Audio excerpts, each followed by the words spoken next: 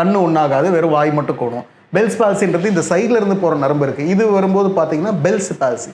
இந்த காதில் போகிற இடத்துல மாட்டோம். அது மாட்டுச்சுன்னா இந்த ஃபேஷியல் நர்வு, செவன்த் நர்வு. அதனால பார்த்தீங்கன்னா கண்ணு மூடினா கண்ணு திறந்தே இருக்கும். பால் மட்டும் மேலே போகும், வாய் ஒரு பக்கமாக இருக்கும், இருக்கும்.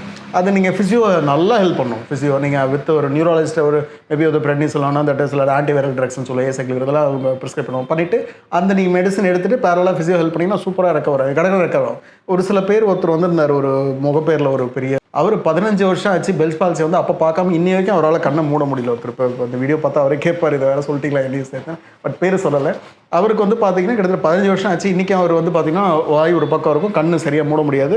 அவருக்கு இன்னமும் அந்த பெல்ஸ் பால்சி அப்போவே பார்க்கல போல இருக்குது. இப்போ நர்வ் கண்டக்ஷன் எடுத்து செக் பண்ண அந்த நர்வ் பார்த்தா ஃபுல்லாக இன்ஜுரியாக இருந்தது.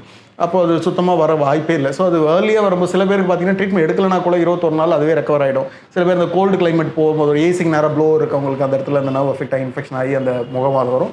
கொஞ்ச நாள் கழிச்சு அதுவே ரெக்கவர் ஆகிடும். Physio best option with neurological இது.